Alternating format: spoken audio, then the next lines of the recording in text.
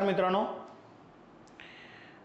आज मी तुम्हाला कोणताही कायदा शिकवण्यासाठी आलो नाही, तर तुम्ही जी काही पूर्वपरीक्षा देणार आहात त्या पूर्वपरीक्षेला सामोरे जाताना तुमचा पूर्वपरीक्षेमधला स्कोर वाढावा त्याच्या अनुषंगाने मी आज काही संवाद तुमच्याबरोबर साधणार आहे। बऱ्याच वेळा पूर्वपरीक्षा देऊन आल्यानंतर किंवा कोणतीही परीक्षा देऊन आल्यानंतर विद्यार्थी भेटतात आणि बऱ्याच लोकांचं असं म्हणणं असतं की मी पूर्वपरीक्षेच्या अगोदर खूप अभ्यास केला होता, माझा खूप अभ्यास पण झालेला होता, टेस्ट सिरीजमध्ये मला चांगले मार्क पडत होते, पण काय झालं माहीत नाही की पेपर देताना गडबड झाली, बरेच सोपे सोपे प्रश्न पण चुकले, ज्याला आपण गोंडस शब्द वापरतो, सिली मिस्टेक झाल्या आणि माझा स्कोर कमी झाला किंवा मी बॉर्डरला सापडलो, नाही तर माझा स्कोर चांगला असता किंवा माझा रिझल्ट आला नाही। तर मित्रांनो, साहजिक आहे की आपण एवढा दिवस अभ्यास करतो आणि एका तासामध्ये आपल्याला जेवढा काय अभ्यास आहे तो सगळा ओतायचा असतो, तर त्या वेळेमध्ये मग प्रेशर येतं आणि त्या प्रेशरमुळं आपलं लॉजिक लागत नाही, आपला स्कोर कमी येतो। तर असा काही प्रकार आपल्या बाबतीत होऊ नये, ह्या गोष्टी टळाव्यात, या अनुषंगानं मी काही पुढची मिनटं तुमच्याबरोबर संवाद साधणार आहे, ते तुमच्या दृष्टीनं अत्यंत महत्त्वपूर्ण असेल। पहिल्यांदा मला तुम्हाला हे सांगायचं आहे की यापूर्वीच्या पेपरमध्ये म्हणजे 2022ला डिपार्टमेंट PSIचा जो काही पूर्वपरीक्षेचा पेपर झाला, त्या पेपरच्या वेळेस आपल्याकडे जागा होत्या 250 आणि त्याचं मेरिट लागलं 41.50। पण मित्रांनो, ह्या जाहिरातीमध्ये सगळ्यात महत्त्वाचा तुमच्या दृष्टीने एक पॉझिटिव्ह पॉईंट असेल की इथं जागा खूप मोठ्या प्रमाणात आहेत, 615 जागा आहेत। त्यामुळे अर्थातच हे याच्यासाठी कुणी ज्योतिषी लागणार नाही, तर कुणीही सांगू शकेल की तुमचा कट ऑफ हा कमी येणार आहे आणि त्यामुळं तुम्हाला खूप मोठी संधी आहे। पण तरी परीक्षा जवळ आल्यानंतर बऱ्याच लोकांना असं वाटतं की माझा अभ्यासच झाला नाही, मी जेवढं ठरवलं होतं तेवढा अभ्यास झाला नाही। मित्रांनो, तुमची ही परीक्षा कंडक्ट करणारी जी यंत्रणा आहे तर ती MPSC ही यंत्रणा आहे आणि या परीक्षेचा आवाका खूप मोठा आहे, त्यामुळे तुम्ही कितीही अभ्यास केला तर तुमचा अभ्यास पूर्ण होणार नाही। पण मुख्य परीक्षा आणि त्यातल्या त्यात डिपार्टमेंटल PSIच्या मुख्य परीक्षांचा जर विचार करायचा झाला आणि त्यातल्या त्यात कायद्याचा जर विचार करायचा झाला तर त्या विशिष्ट चौकटीमध्ये तुम्हाला प्रश्न येतात, त्यामुळे तिथं तुमचा अभ्यास 100% होऊ शकतो। कारण तुम्हाला प्रत्येक कायद्याच्या कोणत्या सेक्शनवर किती प्रश्न, कोणत्या चॅप्टरवर किती प्रश्न येणार आहेत, किती मार्काला येणार आहेत, हे सगळं तुम्हाला आयोगाने दिलं आहे, असं MPSCने इतर ठिकाणी कुठे दिलं नाही। त्यामुळे तुलनेनं तुमच्या मुख्य परीक्षेमध्ये तुम्ही असं म्हणू शकाल, यस माझा अभ्यास झाला आहे। पण हा प्रकार प्रिलिमच्या बाबतीत कधीच होणार नाही, कारण सिलेबस तुम्हाला कुठले टॉपिक किती मार्काला आहेत असं कुठलंही सेग्रिगेशन दिलं नाही। त्यामुळे तुम्ही अभ्यास केलेल्याच्या बाहेर पण किंवा तुम्ही अभ्यास केलेल्या पुस्तकांच्या बाहेर पण प्रश्न जाऊ शकतात, अर्थात ते MPSCचं वैशिष्ट्य पण आहे। त्यामुळं तुम्ही किती दिवस अभ्यास केला तर पूर्वपरीक्षेचा तुमचा अभ्यास झाला आहे असं तुम्हाला कधी वाटणार नाही आणि आपल्याला संपूर्ण 100% अभ्यास व्हायची गरज पण नाही। महाराष्ट्रात पहिलं आलेल्या विद्यार्थ्याला, अगदी पूर्वपरीक्षेला पहिले आलेल्या विद्यार्थ्याला जरी तुम्ही विचारलं तर त्याचाही कधी अभ्यास होणार नाही। त्यामुळं हा मनातनं पहिल्यांदा न्यूनगंड बाजूला काढा की माझा अभ्यास झाला नाही म्हणून माझा रिझल्ट येणार नाही। त्यामुळे तुमच्या आहे या अभ्यासावर तुमचा रिझल्ट येऊ शकतो, फक्त तुम्ही स्वतःहून मनातनं हारू नये। तुम्ही मनातून हारला का मग तुम्हाला कोणी वाचवू शकत नाही। आता बऱ्याच लोकांना असं वाटतं की माझं हे वाचायचं राहिलं किंवा त्या विषयातला तो टॉपिक वाचायचा राहिला। मित्रांनो, तुम्ही जो काही वाचायचा तुमचा टॉपिक राहिलेला आहे त्याच्यावर प्रश्न येईलच ह्याची काही गॅरंटी नाही। त्यामुळे विनाकारण ते मनामध्ये भीती बाळगू नका किंवा नकारात्मकता निर्माण करू नका। येतं लक्षात, जे झालं आहे तर त्याच्यावर कॉन्फिडंट राहा, जे काही नाही झालं त्याचा तुम्ही विचार अजिबात करू नका। आणि आपल्यापैकी पोलीस बांधव आहेत, ते आपल्या फॅमिलीची परवानगी घेऊन कदाचित फॅमिलीपासून दूर राहून अभ्यास करतात आणि बऱ्याच वेळा आपण थोडं या सगळ्या बाबतीत आपण फॅमिलीला वेळ देत नाही आणि मग किंवा आपण जिथं काम करतो तिथं पण आपण तिथूनही सुट्टी घेतलेली असते। त्यामुळे आपल्यावर एक प्रेशर आहे की आपणही सांगितलेलं असतं की बाबा आता मी शेवटची संधी आहे, ह्याच अटेम्पमध्ये मी पास होणार आहे। मित्रांनो, शेवटची संधी असायला काय हरकत नाही, पण हे तुमच्या मनामध्ये शेवटची संधी ह्या सगळ्या गोष्टीमुळं परीक्षेवर प्रेशर वाढतं. त्यामुळं शेवटची संधी असं डोक्यात न ठेवता मी या संधीचं सोनं करणार आहे आणि मी माझं बेस्ट देणार आहे, असं जर तुम्ही मनोमन ठरवलं तर यश तुमचं आहे. येतं का लक्षात? आणि सगळ्यात एक महत्त्वाचा पॉईंट असा आहे, इतर स्पर्धा परीक्षेची तयारी करणारे विद्यार्थ्यांनी तुम्ही याच्यात एक जमीन आसमानचं अंतर आहे की तुम्ही बेरोजगार नाही.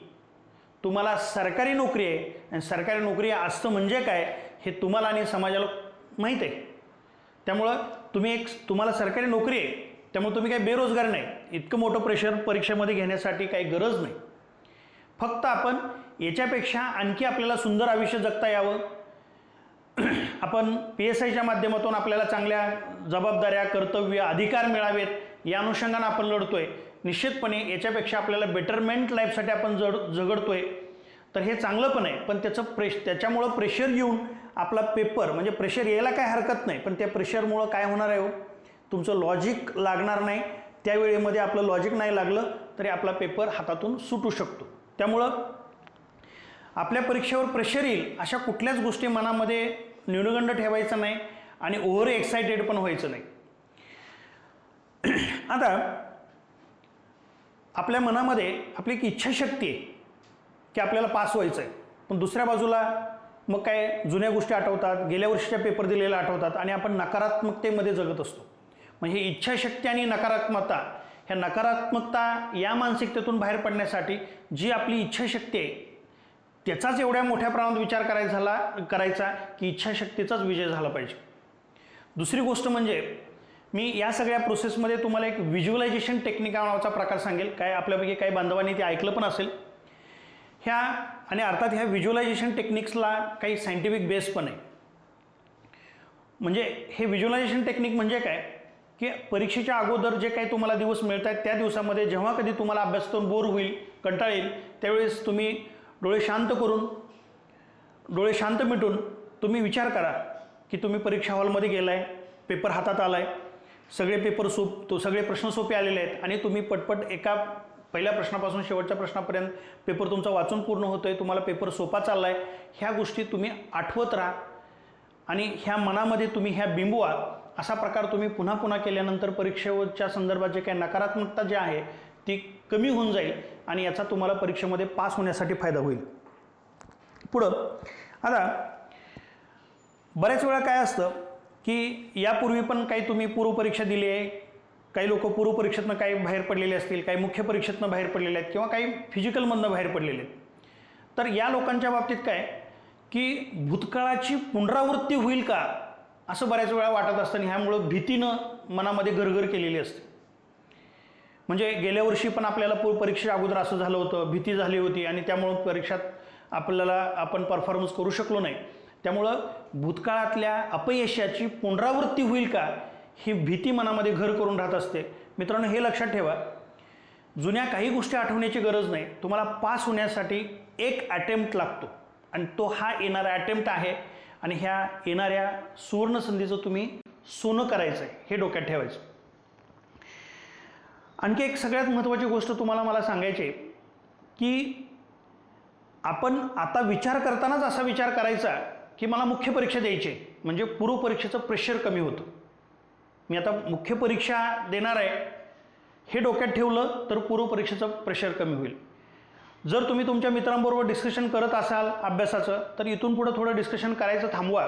कारण काय होतं, मग एखादा मित्र डिस्कशन करता एखादा प्रश्न असा आपल्याला विचारतो की त्या एरिया आपल्याला लक्षात राहिलेला नाही किंवा तो घटक आपल्याला विसरलेला असतो किंवा वाचलेला नसतो, विनाकारण प्रेशर निर्माण होतं. त्यामुळं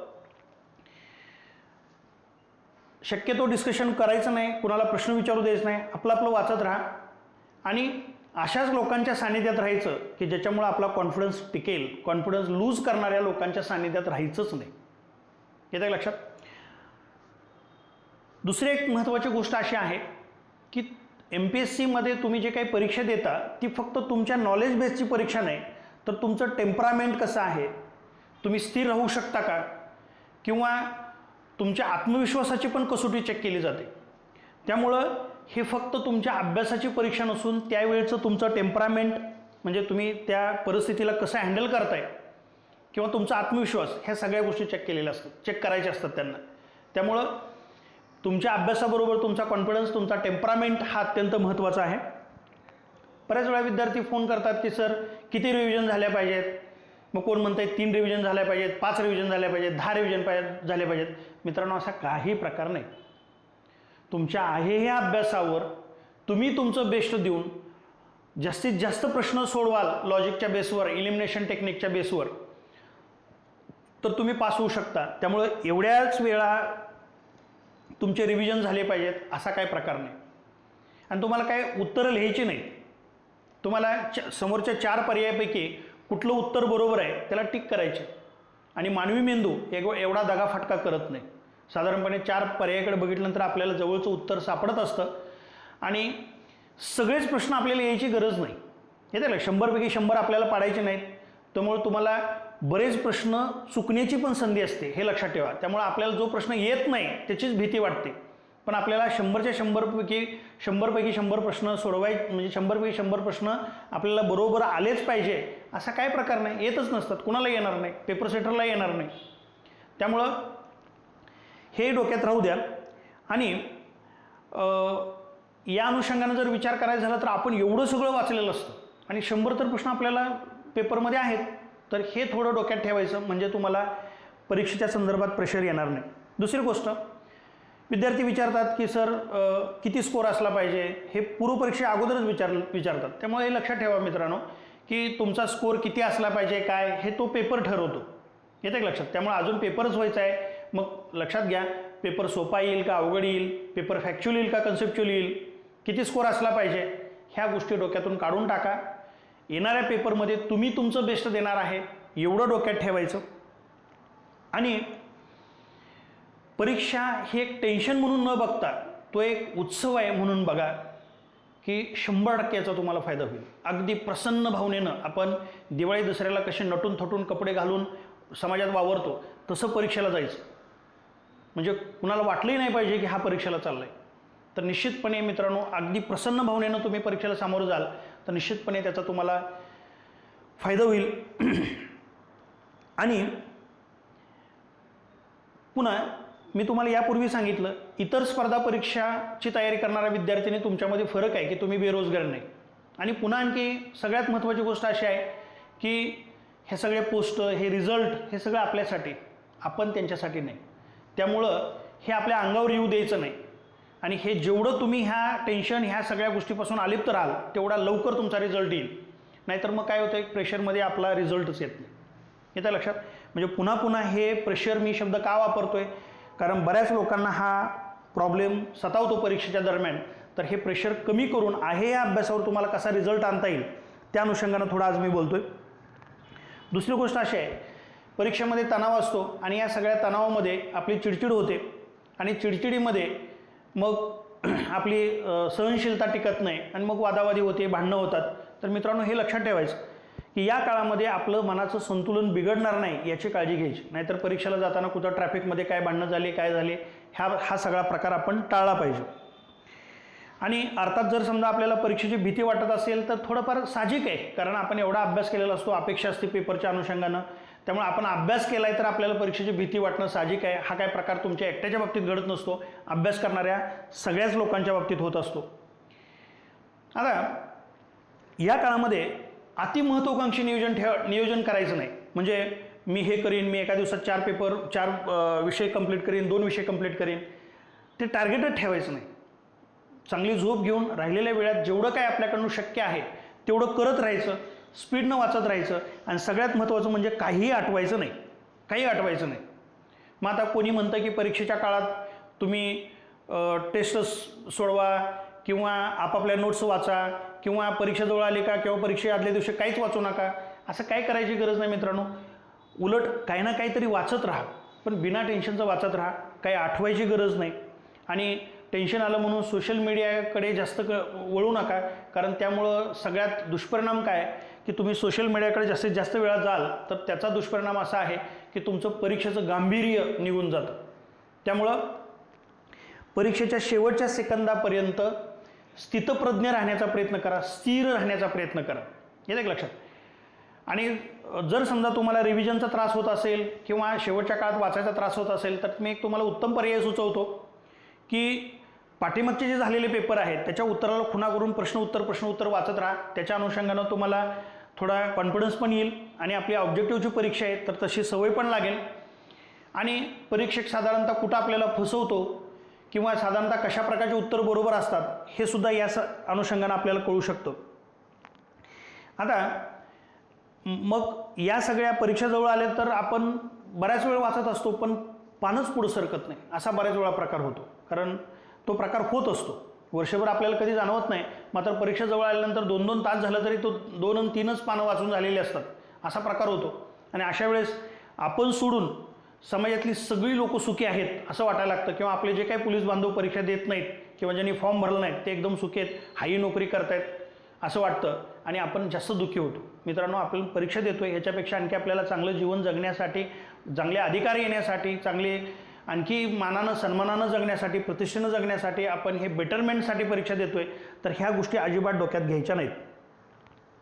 आणि परीक्षेच्या अगोदर रात्र जागून अभ्यास करणं हा आयुष्यातला ब्लंडर मिस्टेक आहे, लक्षात ठेवा. ह्या असल्या गोष्टी करायच्या नाहीत. उलट परीक्षेच्या अगोदर तुम्ही जास्तीत जास्त झोपा, 7-8 तास झोपा, जेणेकरून तुम्ही आपल्यात जास्तीत जास्त ऊर्जा निर्माण होईल. कारण हे काय आपले कष्टाची कामं नाहीत, हे बुद्धिजीवीचं काम आहे. त्यामुळे मेंदूला तुम्ही प्रॉपर व्यवस्थितपणे विश्रांती दिली तरच परीक्षेत फायदा होईल आणि जे वाचलेलं आहे तर ते तुम्हाला ग्रास्पिंग टिकून ठेवता येईल आणि ते परीक्षेमध्ये उतरवता येईल.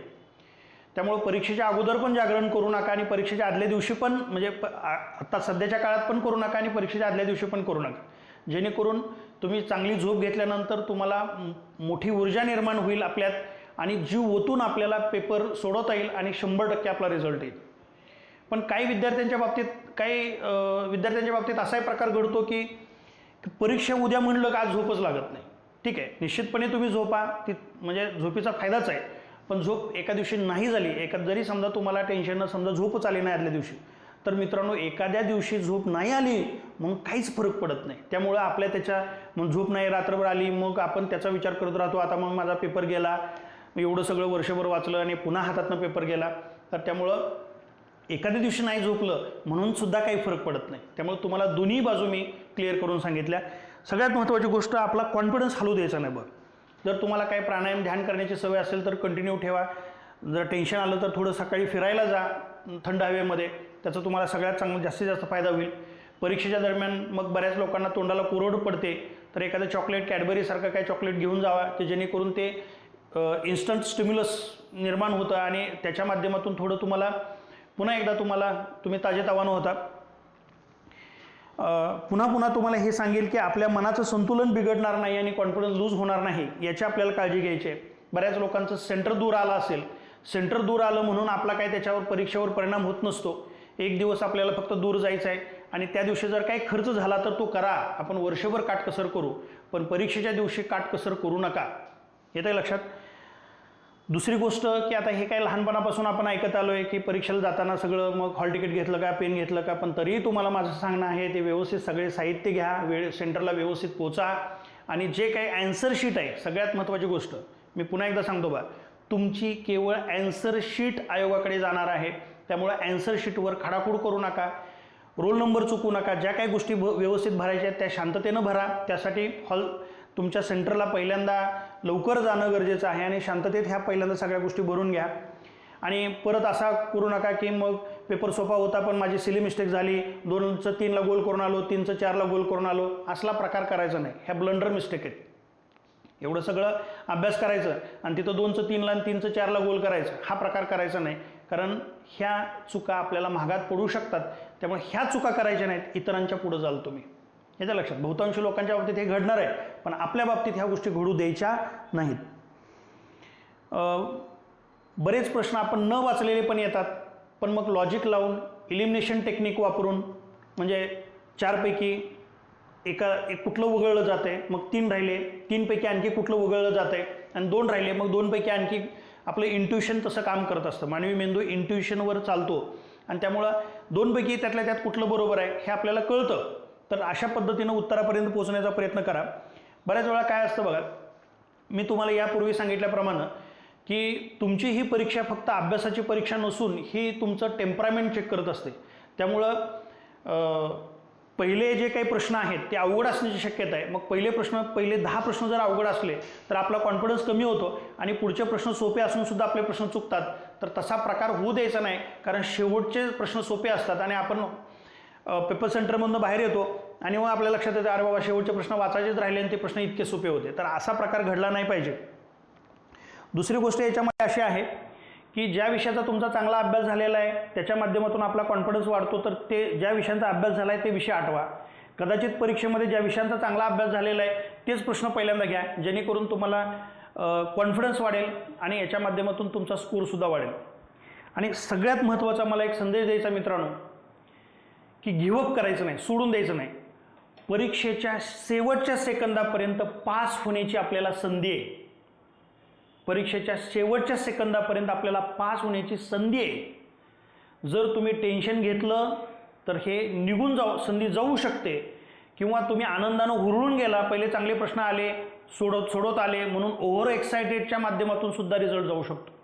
म्हणजे टेन्शननं जसा रिझल्ट जाऊ शकतो तसा अतिउत्साही झाल्यामुळं पण रिझल्ट जाऊ शकतो. त्यामुळं परीक्षेच्या शेवटच्या सेकंदापर्यंत आपल्याला पास होण्याची संधी आहे हे डोक्यात ठेवून अतिउत्साही व्हायचं नाही, टेन्शनही घ्यायचं नाही. शेवटच्या सेकंदापर्यंत पेपरमध्ये कॉन्सन्ट्रेशननं पेपर सोडवा. येतं का लक्षात? तर मग जेवढं काय मला तुम्हाला सांगायचं होतं तेवढं मी सांगितलंच. तुमची पूर्वपरीक्षा झाल्यानंतर जो 300 मार्काचा मोठा मुख्य परीक्षेचा सिलेबस आहे आणि कायद्याच्या अनुषंगानं मग ह्या मुख्य परीक्षेमध्ये आपण पुन्हा भेटणारच आहे. तोपर्यंत तुम्हाला पूर्वपरीक्षेसाठी खूप खूप शुभेच्छा, भरभरून शुभेच्छा. मी ज्या गोष्टी सांगितलेल्या आहेत त्या प्रत्येक गोष्टीचं तुम्ही पालन कराल आणि पुन्हा एकही व्यक्ती ह्या चूक झाल्या, ती चूक झाल्या ह्या गोष्टी बोलणार नाही असं मी अपेक्षा करतो आणि तुम्हाला पुन्हा एकदा परीक्षेसाठी शुभेच्छा देतो. एवढंच बोलून मी हे आजचा संवाद थांबवतो. जय हिंद.